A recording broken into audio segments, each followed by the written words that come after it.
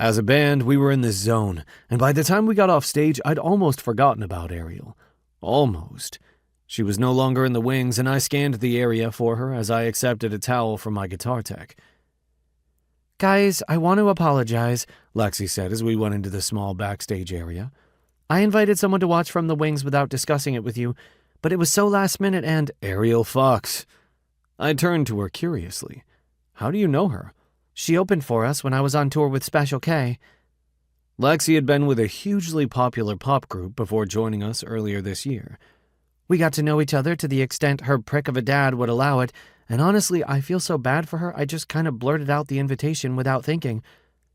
"It's all good." Bash waved a hand. "But I think Tyler's in heat." She glanced at me. "Don't get yourself worked up. Her dad doesn't let anyone near her. I don't even think she's allowed to date." "She's not allowed to date? What is she, 14? I couldn't wrap my head around the idea of a grown woman not being allowed to date. Lexi nodded. 25, I think, but since her bipolar diagnosis, her father has a conservatorship that includes pretty much every aspect of her life.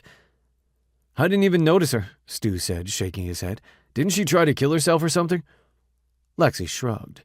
"I never got the whole story because her father wouldn't leave us alone more than 5 minutes at a time. He's a piece of work." "I want to meet her," I said impulsively. "Can you make it happen?"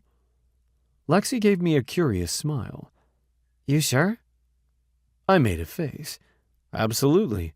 We're professionals in the same industry, and now I'm so curious I need to meet her and her jerk of a dad, too." "Well, it's your lucky day." Lance came up to us with a wry grin. "Because Ariel Fox, her father, and Darren freaking Randall are all here." "Darren Randall is here?"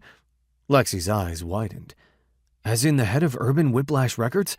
Ford blinked. "Well, they're the ones offering us millions to make a record," I pointed out. "And as the head of the label, it makes sense he'd want to see us play live." "Bloody hell." Stu took a pull from his bottle of Amstel.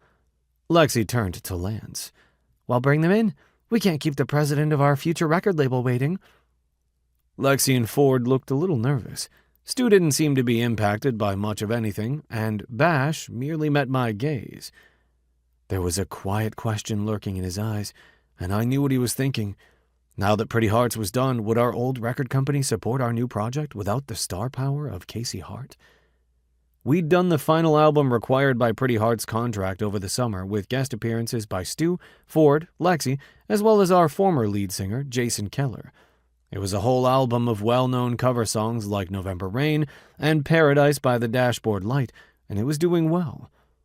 The record company had made noises about Nobody's Fool having a lighter sound than Pretty Hearts, though, probably because of Lexi, but they'd offered us a lot of money to do it. Now the question was whether or not we could come to a compromise because none of us wanted to do pop. We were a hard rock band with touches of metal and blues and had no intention of changing. However, if Darren Randall and Urban Whiplash Records decided to pass, Bash and I were going to have to cover the band financially until we started making money.